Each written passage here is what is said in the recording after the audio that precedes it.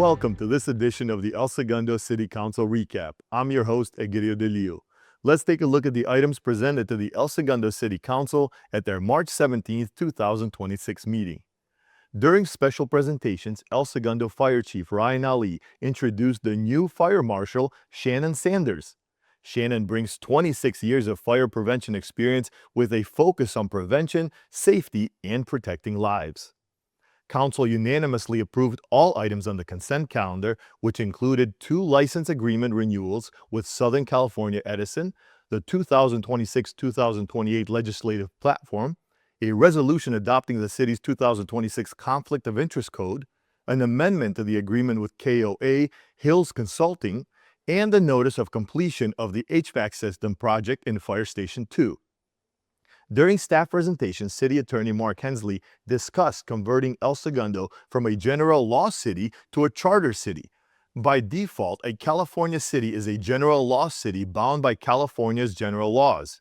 In contrast, a charter city is one that has adopted a charter which acts as a local constitution for the city and may only be adopted, amended, or repealed by a majority vote of the city's residents.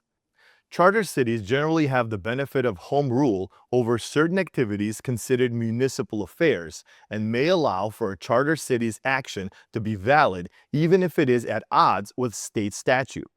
A charter city's action, however, may not involve a matter of statewide concern, and over the past couple of decades, the state legislature has eroded the rights and benefits of charter cities. After discussion of the potential benefits and the low cost to implement, council consensus was to direct staff to begin the process of putting a measure proposing the adoption of the charter on the ballot for the November 3, 2026 general election. During committees, commissions, and board presentations, Recreation and Park Commissioner Mark Cavanolo updated the council on the accomplishments and current action items of the Recreation and Parks Commission. Among their accomplishments, they worked with Recreation and Park staff to update the athletic field and facility use and allocation policy, and approved the aquatics business plan and the lane allocation policy. They also assisted in planning for court repairs and repainting at Recreation Park and participated in the selection of public art at the Plunge.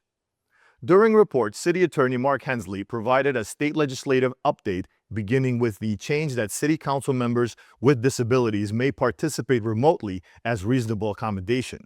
He went on to explain that commencing July 1st, the public must be allowed to attend City Council meetings remotely and noted that details will be provided to Council in an upcoming meeting. Attorney Hensley explained that state law has changed around permits and housing regulations to expedite the process. He touched on SB 79 and development around transit stops, and went over changes to regulations of accessory dwelling units.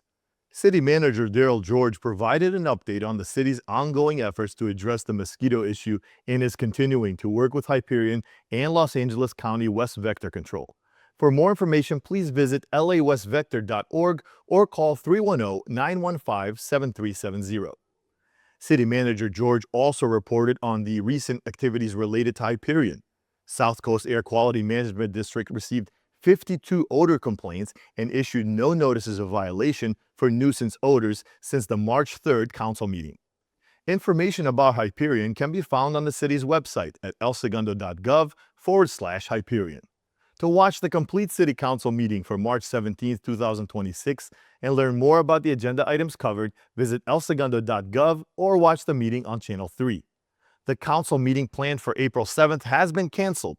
The next meeting will be Tuesday, April 21st.